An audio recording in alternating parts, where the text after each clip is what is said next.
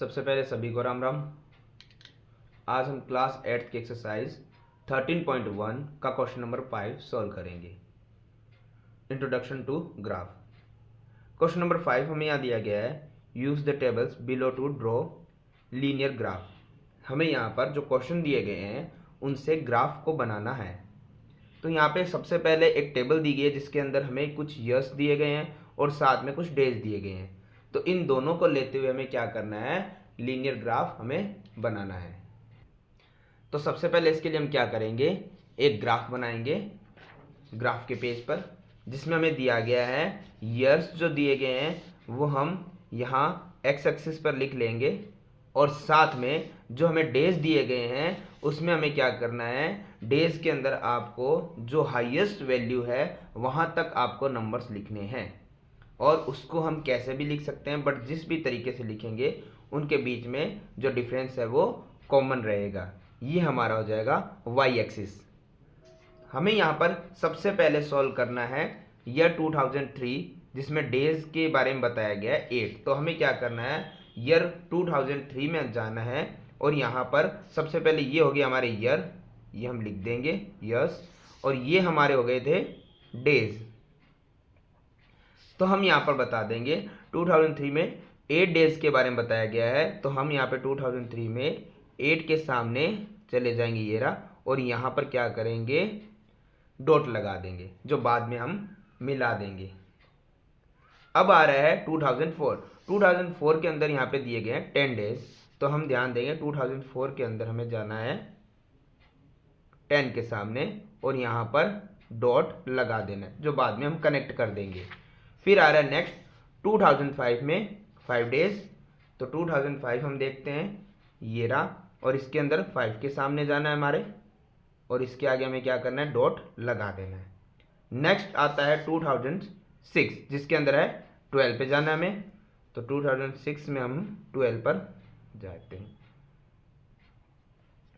इसीलिए हमें maximum value थी वहाँ तक तो लिखना ही था, उससे ऊपर आप लिखना चाहे तो लिख सकते हैं। अब हमें क्या करना है, टेबल कंप्लीट हो चुके हैं, अब सभी को हम कनेक्ट कर देते हैं। जैसे फर्स्ट हमारे थे 2003 और 4, उससे हम क्या करते हैं, सीधी रेखा से कनेक्ट कर देते हैं, मिला देते हैं। फिर 2005 को मिला देते हैं, फिर मिला देते हैं हम 2006 से।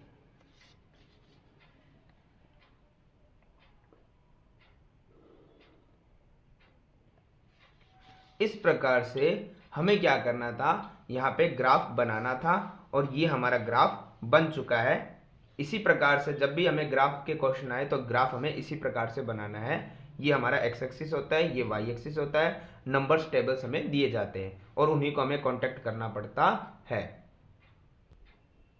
क्वेश्चन नंबर 5 का ही बी, जो हमें दिया गया है, पॉपुलेशन दी गई है इन 1000 के अंदर, और हमें क्या करना है, जिसके अंदर मैन और वुमेन दोनों के नंबर्स हमें दे दिए गए हैं एक विलेज के, और इन्हीं को हमें क्या करना है, एक लीनियर ग्राफ में बनाना है, ड्रॉ करना है। तो इसके लिए सबसे पहले हमें ग्राफ लेना होगा जिसके अंदर हमें चाहिए ईयर्स लिखने हैं, और अब हमारे पास नंबर मैन और वुमेन के दोनों के लिखने हैं। लेकिन हम सबसे पहले क्या करते हैं, ईयर्स को लिख लेते हैं जो 2003 से लेके 7 तक हमारे पास है। तो हम क्या करते हैं, 3 से लेके 7 तक लिख लेते हैं। ये हमारा हो गया एक्स एक्सिस और ये हमारा हो गया वाई एक्सिस। हमें क्या करना है, यहाँ पर मैन और वुमेन दोनों के नंबर्स तो है, पर हमें देखना है कि हाईएस्ट जो वैल्यू है वो कितनी है। वो हमारी आ रही है 13.6, यानी कि हमें ऑलमोस्ट 14 के आसपास हमें नंबर्स लिखने होंगे। अब आप कैसे भी लिख सकते हैं 1 2 3 2 4 6, पर इनका डिफरेंस हमें क्या रखना है, सेम रखना है। तो अब हम क्या करते हैं, सबसे पहले सेम तो रखना है, लेकिन हमारे पास ये हो गए हैं हमारे पास ईयर, तो हम लिख देते हैं ईयर्स, और ये हमारे पास क्या हो गए हैं, नंबर ऑफ पीपल, पॉपुलेशन। तो हम यहाँ पे कर देते हैं पॉपुलेशन, और इसमें है 2 प्रकार के लोग, एक है मैन और एक है वुमेन। तो हम यहाँ लिख देते हैं, हमें मैन को भी दर्शाना है और वुमेन को भी दर्शाना है। तो जैसे हमने पहले जो क्वेश्चन किए थे उसी प्रकार से मैन के लिए हम क्या करेंगे, स्ट्रेट लाइन खींच देंगे और वुमेन्स के लिए हम डॉट डॉट वाली। तो अब हमें सबसे पहले देखना है नंबर ऑफ मेंस को। तो 2003 में मेंस के नंबर कितने थे, 12। तो हम देखते हैं कि यहाँ पे, और ये 1000 के अंदर हमें दिया गया, तो हम यहाँ पे ये भी लिख लेते हैं इन 1000।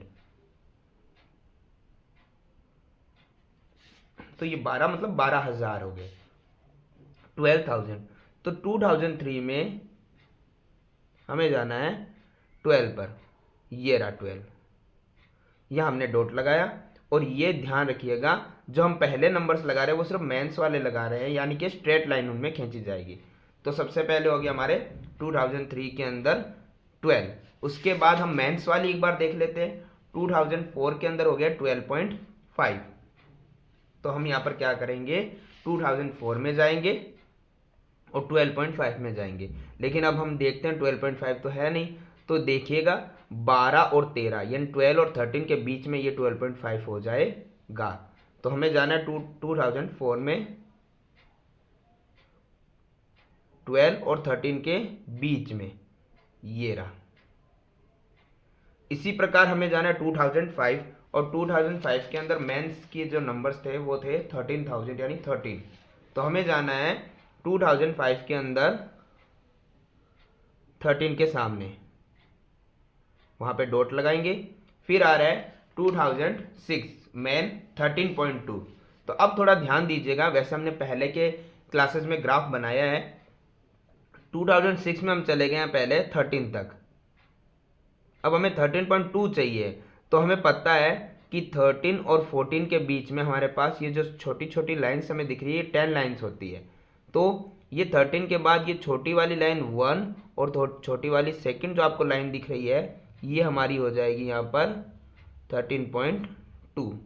ऐसे ही आगे थर्ड लाइन, फोर्थ लाइन और फिफ्थ लाइन हमारी हो जाती है 13.5 और फिर 14 तक चली जाते हैं। तो हमें क्या करना है, 13 की गहरी लाइन के बाद ये जो बारीक लाइन हमें दिख रही है इसमें हमें क्या करना है, फर्स्ट और सेकंड लाइन पे ये डॉट लगाना है। इसका हमें जरूर ध्यान रखना पड़ेगा। फिर आ रहा है 2007 में 13.5। तो हमें यहाँ पे 2007 दिख रहा है, उसमें हमें ऊपर जाना है 13 तक, तो हमें जाना ही जाना है। और उसके बाद 13 और 14 के बीच में ये हो गया 13.5। तो ये मेंस वाले कंप्लीट हो गए, और मेंस की जो लाइंस थी वो स्ट्रेट लाइन है। तो हमें क्या करना है, इन सभी को स्ट्रेट लाइन से मिला देना है, जो हम स्केल की हेल्प से कर सकते हैं।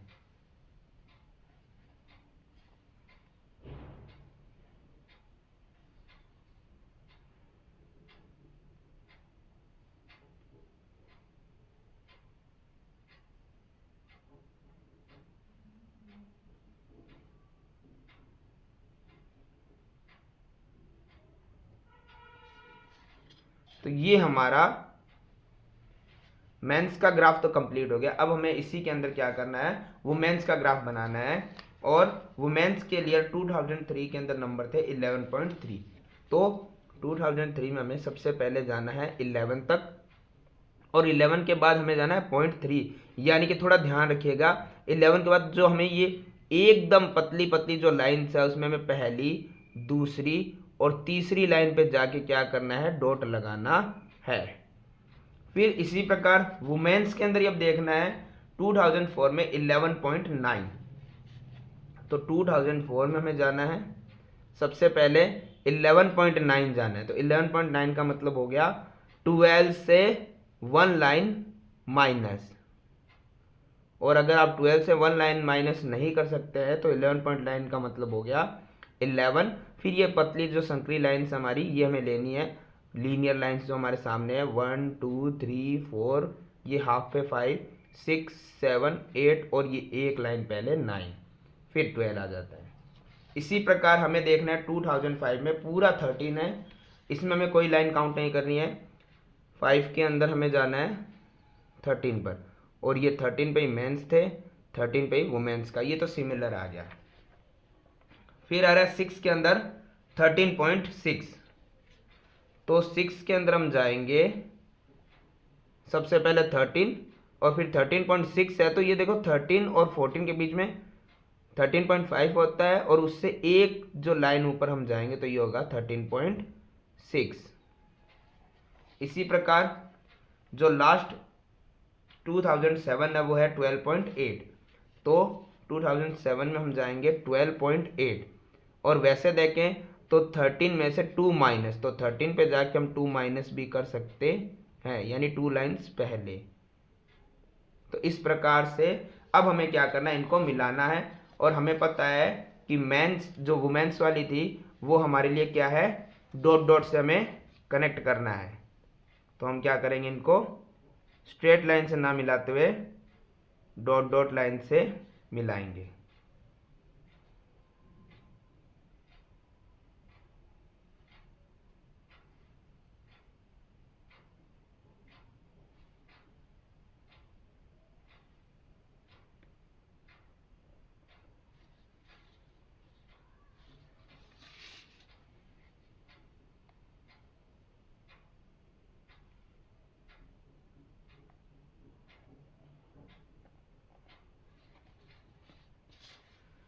इस प्रकार से हमारा क्वेश्चन नंबर 5 का पार्ट बी भी होता है कंप्लीट। हमें सिर्फ ग्राफ बनाना था और हमने ग्राफ को बना दिया है। तो इस प्रकार से हमारा क्वेश्चन नंबर 5 होता है कंप्लीट।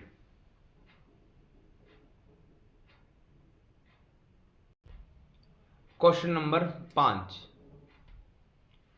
6 नंबर सवाल नंबर 6 नंबर जो हमें दिया गया है यहाँ पर क्वेश्चन 6 के अंदर हमें ग्राफ बनाकर दिया गया है, कुछ क्वेश्चन हमें पूछे गए हैं। तो क्वेश्चन हमें पूछा गया सबसे पहले, what is the scale taken for the time axis. हमें क्या करना है, यहाँ पर जो हमारा एक्स एक्सिस हमें दिया गया है उसी का हमें टाइम बताना है कि क्या लिया गया है। तो देखते हैं हम, सबसे पहले एक्स एक्सिस हमारा ये होता है, ये होता है वाई। तो हमें एक्स एक्सिस में ध्यान से देखना है क्या स्केल लिया गया है। स्केल में हमें एक चीज़ ये होती है, जो ये लाइंस होती है इनको काउंट किया जाता है, ये यूनिट्स में लिखी जाती है। तो हम यहाँ पे देखते हैं, यहाँ पर जैसे 8 से 9 के बीच में हम देखते हैं, तो हम देखते हैं यहाँ पे 1 2 3 4 लाइन्स यानी 4 यूनिट्स लिए गए हैं, और टाइम कितना था 1 आवर का। फिर आगे भी देख लेते हैं हम, 1 2 3 4 लाइन्स यानी 4 यूनिट्स, और टाइम था 1 आवर। तो हम आंसर में यहाँ पे लिख सकते हैं 4 units is equal to 1 hour. ऐसे ही हमारा क्वेश्चन नंबर 2 यहाँ पे दिया गया है, how much time did the person take for the travel. जो ये यहाँ पर एक कुरियर पर्सन का जो ग्राफ दिया गया है ट्रेवल करने का पर आवर, कितना किलोमीटर कितना डिस्टेंस से जा रहा है आगे, तो यहाँ पर क्या है कि उसे कितना वक्त कितना समय लग जाएगा इस यात्रा को पूरा करने के अंदर। तो हमें वही टाइम बताना है कितना टाइम लगने वाला है उसे इस टाइम को कंप्लीट करने में, इस यात्रा को पूरा करने में। तो हम ध्यान से देखते हैं उसने टाइम ट्रेवल शुरू कब किया था, 8 बजे 8 AM, यानी सुबह 8 बजे उसने अपना ट्रेवल टाइम शुरू कर दिया था। तो देखो 8 से 9 1 आवर उसने कंप्लीट कर लिया है, 9 से 10 2 आवर्स कंप्लीट कर लिए, 10 से 11 अभी भी उसका जो ट्रेवल है वो चल रहा है, 3 आवर्स कंप्लीट हो गए हैं, 11 से 12 फोर्थ 12 से पहले तो वो पहुंच चुका है। तो हम देखते हैं 11 के बाद यहाँ पर 4 लाइन्स पे 12 आ रहा है, तो 11 के बाद 2 लाइन्स पे आएगा हमारा 11:30, और फिर 2 लाइन्स पे आ जाएगा 12। तो हमारा ध्यान से देखते हैं 11 के बाद 2 लाइन्स पर हमारा ट्रेवल जो है उस व्यक्ति का, उस पर्सन का, वो कंप्लीट हो रहा है। तो उसने टाइम कितना लिया, 8 बजे 8 AM को उसने अपना टाइम शुरू किया था 8 o'clock, और उसने खत्म किया 11:30 को, यानी कि 1 2 3 एंड हाफ। तो हम लिख सकते हैं यहाँ पर 3.5 आवर्स उसको अपना टाइम ट्रेवल करने में जितना लगने वाला है वो। आगे वाला टाइम, आगे वाला जो क्वेश्चन है वो ये पूछ रहा है हमें कि how fair is the place of the merchant from their town, यानी कि व्यापारी के स्थान जो है उससे वो सिटी की दूरी कितनी है वो हमें बताना, वो जगह उसकी दूरी कितनी किलोमीटर है। तो देखो किलोमीटर्स तो ये है, 0 से शुरू किया था और वो लास्ट पहुंचा है, कहाँ पर पहुंचा है 22 किलोमीटर्स पे, यानी कि उसने कितना डिस्टेंस कवर किया था, 22 किलोमीटर। इसी से रिलेटेड क्वेश्चन नंबर डी है। डी हमें बोल रहा है how did the person stop on his veg, यानी कि क्या वो जो पर्सन है, कुरियर पर्सन है, वो कहीं रास्ते में रुका है या नहीं रुका। रुका है तो उसका विवरण देना पड़ेगा।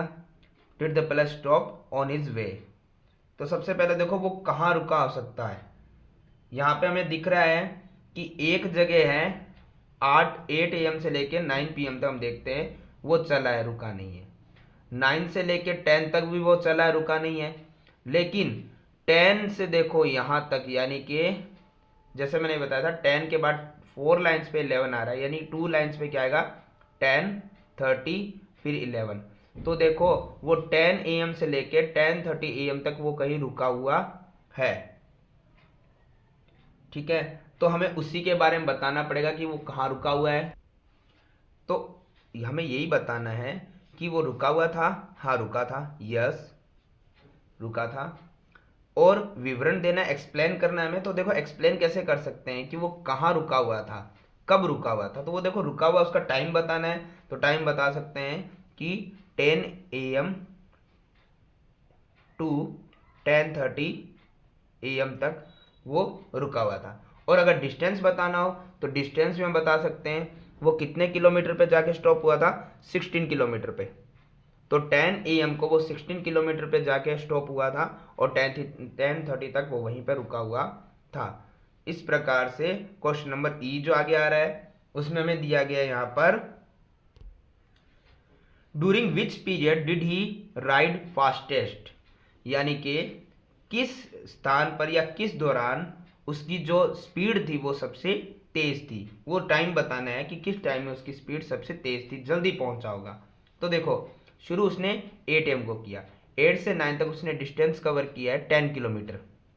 फिर 9 से लेकर 10 तक उसने डिस्टेंस कवर किया है 16, यानी कि 10 से 16 6 किलोमीटर। तो पहले घंटे में तो उसने 10 किलोमीटर कवर कर लिया, नेक्स्ट आवर में उसने 6 किलोमीटर किया। तो अभी तक तो हमारे 8 से लेकर 9 तक वाला फास्टेस्ट है। आगे भी देखते हैं अब।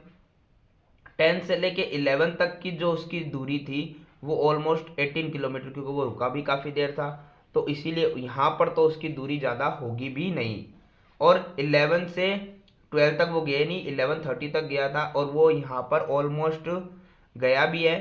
तो अगर 10 AM से भी हम देखें तो भी वो 11:30 तक 22 गया, यानी 6 किमी गया है। तो सबसे तेज वो किस टाइम के दौरान चला था, वो पीरियड क्या था, 8 से लेके 9 AM। तो हम लिख सकते हैं 8 AM टू 9 AM, ये वो पीरियड था जब उसने स्पीड उसकी बहुत तेज थी। तो इस तरीके से हमारा क्वेश्चन नंबर 6 भी होता है कंप्लीट।